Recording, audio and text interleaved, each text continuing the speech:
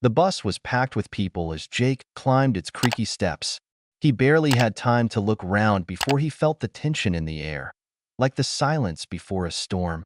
In the center of the chaos stood a man whose eyes glittered with drink and whose voice, loud and aggressive, rang through the cabin like a thunderclap, making everyone in it wary. He was obsessively pestering a woman with dark eyes and hair that seemed to speak of her gypsy heritage. "Well, tell me a fortune, eh?" he insisted mockingly, leaning towards her. She sat, perfectly still, showing neither fear nor annoyance, as if she were a statue rather than a living person. The only wrinkle at the corner of her lips betrayed an inner tension. When she spoke, her voice was cold but confident, as if she was ready to face any storm without bowing a millimeter. "They're just stereotypes." "I don't guess," she replied calmly, but the man, not listening, continued to insist. His alcohol-fueled stubbornness knew no bounds. The passengers, who had been watching warily, began to whisper, casting judgmental glances at him, but still kept away. "Let him guess," he continued, his voice growing more and more angry and defiant. When his words became so foul and demeaning that he started making lewd suggestions to the woman, Jake couldn't take it anymore. He didn't care that the man was a head taller and seemed much stronger.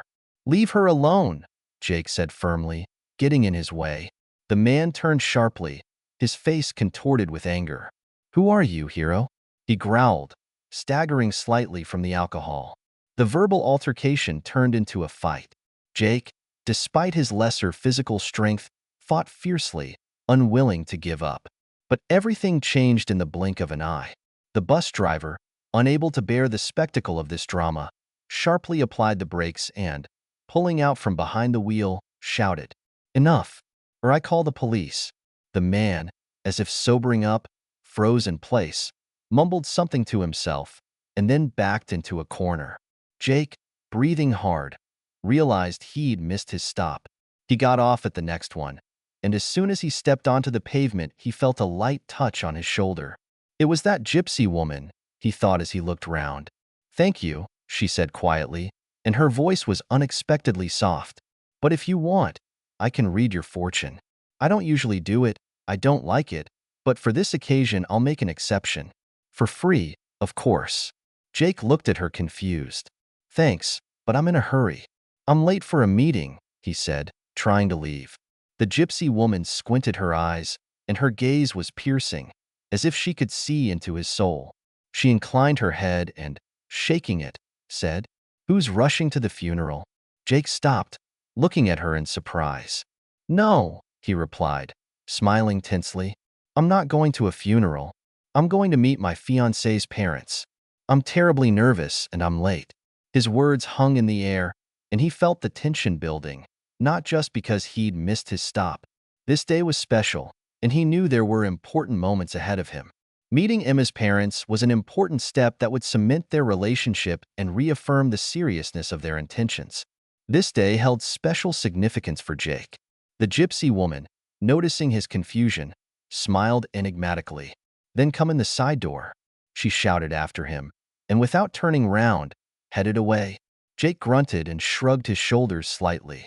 Strange woman, he thought, wondering what to do next. Should he wait for a new bus or walk to the restaurant? In the end, he decided it would be quicker to get there on foot. He headed confidently towards the meeting place. At first, the gypsy woman's words seemed ridiculous and meaningless to him, like a whim or a casual remark. But for a moment it occurred to him that she might have meant to show him kindness. Seemingly without purpose, just trying to help. Jake didn't want to disappoint the woman, and even though the words seemed odd, he decided to take them in stride anyway. With each step, anxiety took over his thoughts more and more, leaving only room for worry. Emma's face came back to Jake's mind again and again. She kept assuring him that everything would be all right, that her parents were good people and would accept him as he was. But that didn't help with the excitement. Jake was just starting to build his life. Having only recently graduated from university, he had taken a job at a bank, and each new day brought its own challenges. Emma didn't care how much he earned, but Jake worried that her parents, used to luxury, wouldn't be able to understand her choice. When he finally reached the restaurant, His heart was pounding like he'd run a marathon, sweat trickling down his back and sticking to his clothes. For a moment, he thought how ridiculous he would look in front of his future in-laws looking like that. Red face, heavy breathing, and tongue like a shoulder. A fine start. A bitter grin slid across his lips as he slowed his step. Before reaching the main entrance, Jake suddenly noticed a hidden door on the side that led to the summer terrace, and he remembered the gypsy's words. Come in from the side. Was that really what she meant? His intuition told Jake to take her advice, even if it seemed foolish. He carefully approached the side entrance and cautiously slipped inside. Once inside, Jake tried not to draw attention to himself, stood next to a potted palm tree, and stood there for a few minutes, trying to calm his breathing and get his bearings. After a minute, however, a couple entered the room. A respectable man and a middle-aged woman. They decided to smoke right in the room where Jake was standing. He wondered if it wouldn't have been better to just walk out quietly and come back in as if nothing had happened. But it was too late to go out, and he remained standing, unwittingly witnessing their conversation. The main thing was to keep her from blabbing. The woman's voice was quiet, but with a coldness that sent shivers down Jake's spine. We need to tell this guy not to drink too much, she said quietly. Tell him to keep it under control. We'll have it all in his name in no time. 6 months tops. Then we'll send him on holiday somewhere, the man continued, lazily flicking the ash off his cigarette. There? An accident. It never happens. Maybe on a honeymoon after all? The woman hesitated, shaking her head slowly. We could do that. A gift after the wedding. My daughter said he's not good at what he does. We'll see. Jake's heart clenched. He peered out, trying to catch a glimpse of the strange couple, trying to figure out what they were talking about and what it might mean to Emma. The man looked reserved, with neat gray whiskers, and the woman held herself like a proper lady, her beauty betraying no hint of evil intentions. Jake felt bitter. Someone's in trouble, poor guy, he thought. The couple smoked and continued to discuss the details of their plan as if nothing had happened, and then, as if nothing had happened, they headed out into the hall. Jake waited a few minutes before coming out of hiding. He gathered his thoughts, exhaled deeply, and headed toward the table where Emma was waiting for him. But as soon as he approached, the world around him seemed to collapse. Jake, Emma exclaimed, jumping up from her seat and throwing herself around his neck. Finally, this is my parents. Jake froze as if struck by thunder. In front of him stood the very couple he'd just seen, the very voices that had been planning someone's demise. Good afternoon, the woman said with a strained smile. Nice to meet you, the man added, extending his hand. Jake shook her hand, but he couldn't take his eyes off their faces. He tried to smile, to answer questions, to maintain some semblance of normal conversation, but everything inside him was breaking down. It was them, and their plan was definitely about me. Emma, sparkling with joy, babbled on about how much she loved him and how happy she was that they'd all met together, while Jake, nodding in embarrassment, felt his legs go cotton wool. He was thinking about how to get out of this trap. Or was this just a misunderstanding? But there were too many coincidences. Jake sat at a table in the restaurant, looking at the serene smiles of Emma's family and feeling the tension building beneath the mask of friendliness. His mother-in-law-to-be, demure and elegant, showered him with compliments, praising his manners and intelligence. The father-in-law looked a little more reserved, but smiled warmly and seemed genuinely pleased that his daughter had found such a wonderful young man. Emma, on the other hand, was ecstatic, her eyes shining with happiness, and she squeezed Jake's hand under the table from time to time, whispering how proud she was of him and how glad her parents liked him. If Jake hadn't heard that awful conversation, maybe he'd be the happiest man in the world right now. But it was all just a deceptive shell, shiny and contrived. At one point, Emma's father raised his wine glass and said, "You know what? Young people need a real holiday. My wife and I would like to give you a honeymoon. We'll pay for it. Don't worry about a thing." Jake's smile faltered for a moment, but he pulled it back. "That's incredibly generous. Thank you so much," he replied, barely containing the tremor in his voice. Emma's mom stepped in, "But they should get settled in their new flat first. We'll give it to them as a wedding present, and in a month we can go to the seaside." Emma clapped her hands like a child and turned to Jake and whispered, "See, I told you they'd love you." Jake nodded, not believing the duplicity of their words. Their sweet remarks and kind smiles were drenched in hidden venom. Jake felt like he was watching a play where every actor played his part perfectly. The next day, despite his feelings, he didn't let it show. He smiled, joked, and tried to be himself. Emma glared, and he silently made plans. He wasn't a naive guy. If he was drawn into this game, he intended to play it by his own rules. After the application was submitted, Emma offered to celebrate at a restaurant, but Jake abruptly declined. "You know, I thought I'd like to organize a stag party, meet some friends, sit around and chat," he said, trying not to look her in the eye. Emma jumped with joy. "Oh, this is great." She clapped her hands together. "I'm going to have a girls' night out." Jake nodded and kissed her on the forehead, but as soon as they said goodbye, his face turned serious. He wasn't heading for his friends, but for his old mate, the man who could help him make sense of this confusing situation. Jake sat in a creaky chair in a small room where he was met by an old friend who worked in law enforcement. Jake told him the conversation he had heard, being careful not to leave out any details. The friend listened silently, nodding as if putting the pieces of the puzzle together in his head. "Look, Jake," he began, "you did the right thing coming here.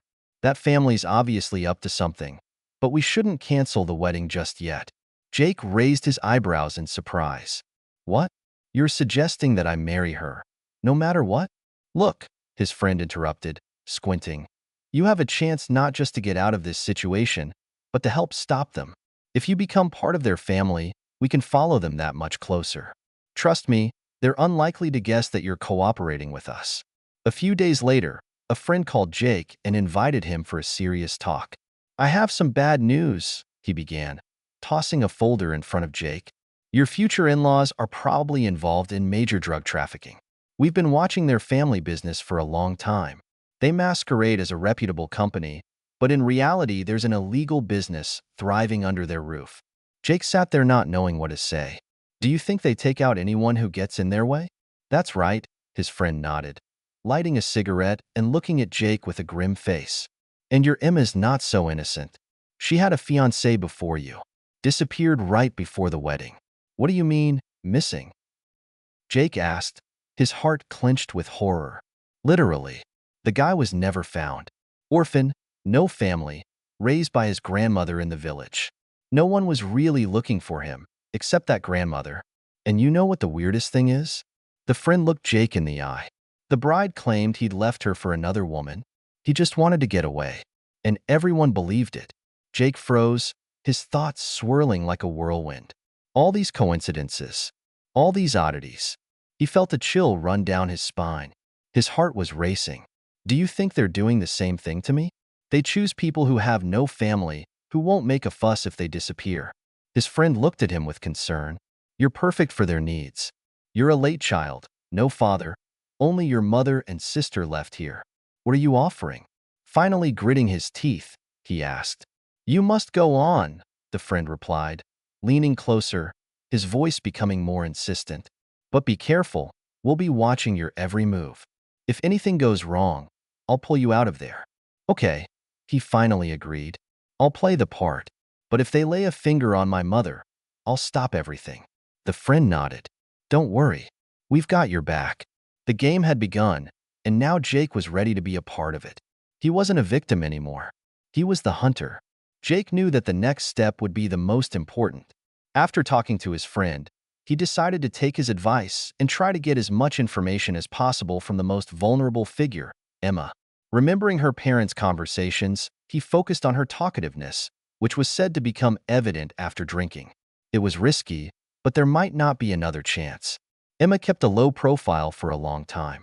She seemed to be well aware of her weakness, and at the bachelorette party, she carefully limited herself to light cocktails, occasionally refusing her friends' treats. Jake waited for the right moment and met her outside the restaurant when the evening was almost over. "Let's go home. I missed you so much," he said, trying to play the caring fiancé, though his mind was really on how to get the information he needed from her. Emma, somewhat relaxed and satisfied with the end of the evening, happily agreed. Jake did his best to make sure she didn't suspect his real intentions. At home, he suggested that the two of them continue the party. "How was the bachelorette party?" he asked, pouring her a glass of wine. Emma laughed, unable to resist, and took a few sips. She was cautious at first, but soon the relaxing atmosphere did its job. The conversation became more frank. "You know," Jake began, trying to speak casually, "I keep thinking, how did your parents make so much money? They're so successful." Emma laughed, tilting her head. "It's none of your business," she waved it away, but her eyes became a little less angry. "But if you want to, you can be a companion. Your parents liked you." "A companion? That's interesting. How much of the business are they willing to trust me with?" Jake asked, trying to sound interested. Emma giggled and put a finger to her lips. "A very interesting part," she said with a mysterious expression. "Which part?" Jake inquired, trying not to betray his excitement. Her gaze turned playful, but the words sounded like an icy jab. "He who knows much rests in the forest." "What forest is that?" Jake was wary, trying to figure out how seriously he meant it. But Emma just waved it away, as if she didn't mean it. Realizing he'd hit the right string, Jake continued his cautious questioning. He inhaled, squinted thoughtfully, and pretended to hesitate. "You know, I still have to work and work to be as rich as your parents," he said, adding a note of sadness to his voice. "And then you're going to leave me because I'm poor?" Emma laughed immediately, clapping him lightly on the shoulder. "I won't quit," she assured him. "Just so you don't have to worry about the future, maybe I'll talk to your parents. I could definitely make a good companion." "Ready as soon as tomorrow," Jake replied, not losing his confidence. Those words clearly confused Emma. She hesitated for a moment before she spoke. "Tomorrow won't work.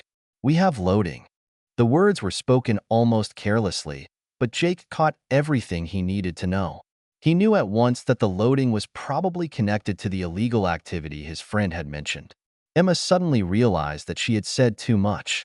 Her face tensed, and she hurried to change the subject, talking about the upcoming wedding and how they would spend their honeymoon.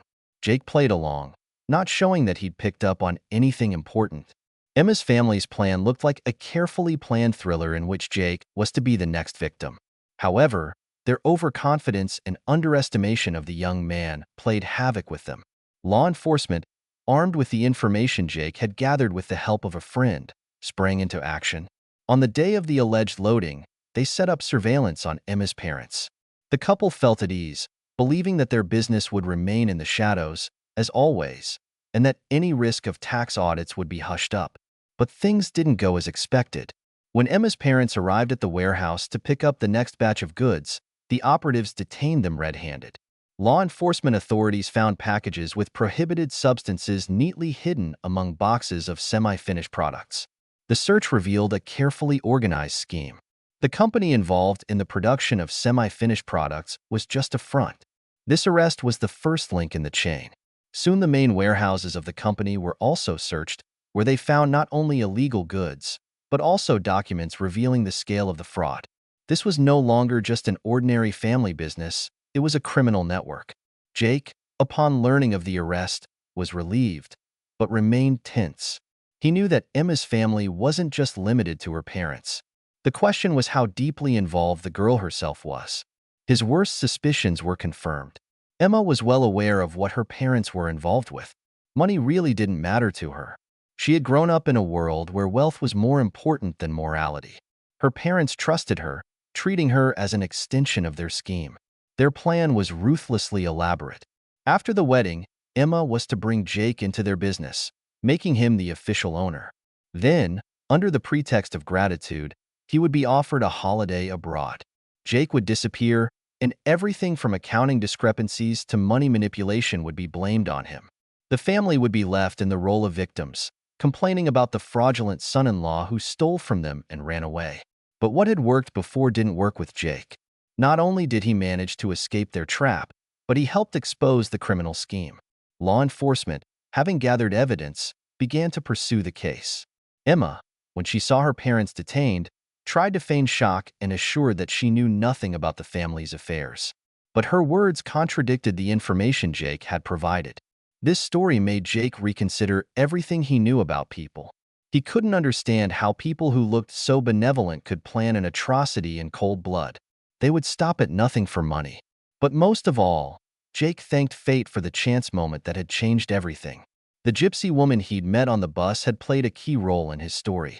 Now the words spoken then resounded in his mind with chilling realization. Who's in a hurry to go to a funeral? Now Jake reflected bitterly on his haste. Why had he proposed to Emma so quickly? Why had he trusted? The answer was simple. She seemed perfect, rich, beautiful, educated. He'd been blinded by the notion that he'd met someone above his level, and he'd been afraid of losing her. But behind that perfect shell lay a cold-bloodedness and cynicism that could have cost him his life. Now Jake had no regrets about the way things had ended. He realized that wealth and status could never be above human life and morality. Did you like this story? Write in the comments below. We really want to know what you think. Thanks for listening.